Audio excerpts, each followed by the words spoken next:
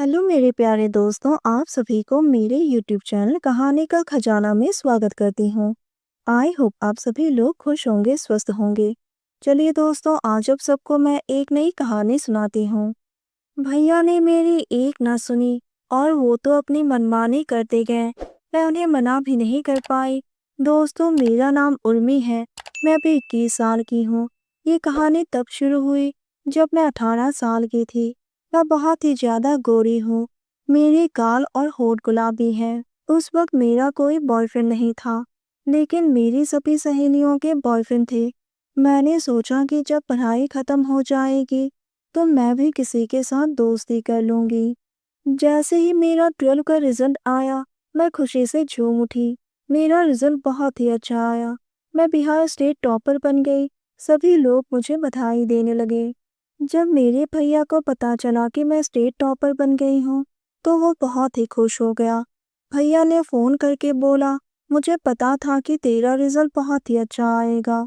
मैं हमेशा भगवान से विनती किया करता था कि तुम अच्छे से पास हो जाओ, और भगवान ने मेरी सुन ली। भैया ने बोला, उर्मी अब तो एग्जाम पास होने की पार्टी तो बनती है।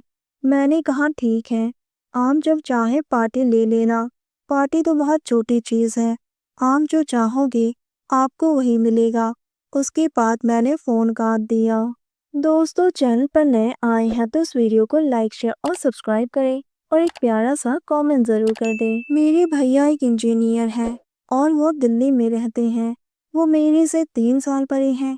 भैया इतने खुश थे कि वो 2 दिन के बाद घर आ गए और उन्होंने एक बहुत ही बड़ी पार्टी दी। मैंने भैया से कहा कि भैया इतनी बड़ी पार्टी देने की क्या ज़रूरत है, लेकिन भैया ने मेरी एक न सुनी। भैया ने रिश्तेदारों के साथ साथ अपने खास दोस्तों को भी पार्टी में बुलाया। जब रात को मैं पार्टी के लिए तैयार हो रही थी, तो भैया ने कहा, आज तेरे लिए एक बहुत ही अच्छा सरप्राइज है। मैंने पूछा, कौन सा सरप्राइज? तो भैया मेरे हाथ पकड़कर मुझे बाहर ले आए और उन्होंने मुझे इशारा करते हुए एक लड़के की तरफ दिखाया। मैं एक तक उस लड़के को देखती रह गई। वो लड़का बहुत ही हैंडसम था। फिर भैया ने उसके साथ मेरी जान पहचान करवाई। उसका नाम मोहित है। उस रात हम दोनों में बात आई गई हो गई। फिर मेरे घर वालों ने मेरी आगे की पढ़ाई के लिए मुझे दिल्ली भेज दिया और मैं भैया के साथ दिल्ली में रहकर अपनी बीएससी की पढ़ाई करने लगी। भैया और मोहित पहले से ही एक साथ रहते थे। मेरे आने के बाद हम तीनों साथ साथ रहने लगे। मुझे पढ़ाई में कुछ भी दिक्कत होती है तो मैं मोहित से ही पूछ लेती थी। धीरे धीरे हम दोनों में दोस्ती बढ़ने लगी और कब ये दोस्ती चाहत में बदल गई, हमें पता ही नहीं चला। देखते ही देखते 2 साल यूं ही निकल गए। हम दोनों अपने रिश्ते को लेकर बहुत ही सीरियस हो गए थे।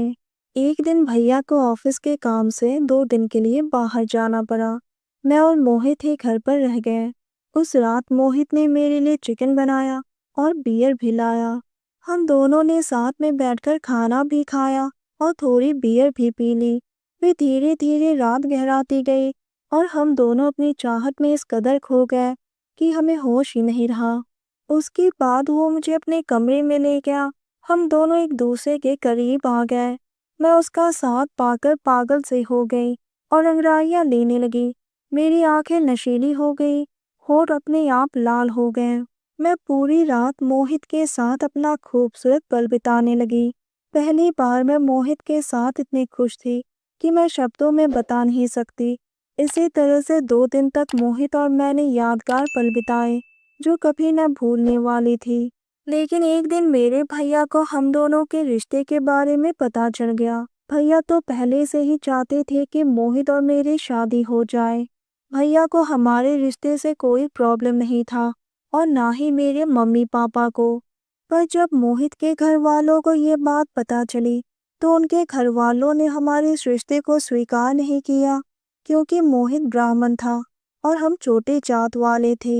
ये बात जब मुझे पता चली तो मेरी रो रो कर हालत खराब हो गई, क्योंकि मैं मोहित को लेकर बहुत ही ज्यादा सीरियस थी। लेकिन मोहित के जोर देने और समझाने पर उनके घर वाले हमारे इस रिश्ते को मान गए और हमारी शादी पक्की कर दी गई। मोहित के साथ हम दोनों के परिवार वाले अब बहुत ही खुश हैं। मोहित ने साबित कर दिया कि इंसानियत के ऊपर कोई भी जात या धर्म नहीं होता है। भैया ने मोहित को मेरे लिए पसंद करके मुझे मेरी जिंदगी का सबसे खूबसूरत तोहफा दिया है और बहुत ही जल्द हम दोनों शादी के बंधन में बंधने जा रहे हैं। दोस्तों, आप सबने अपना कीमती समय निकालकर इस वीडियो को सुना, इसके लिए आप सभी को धन्यवाद करती हूँ। धन्यवाद दोस्तों।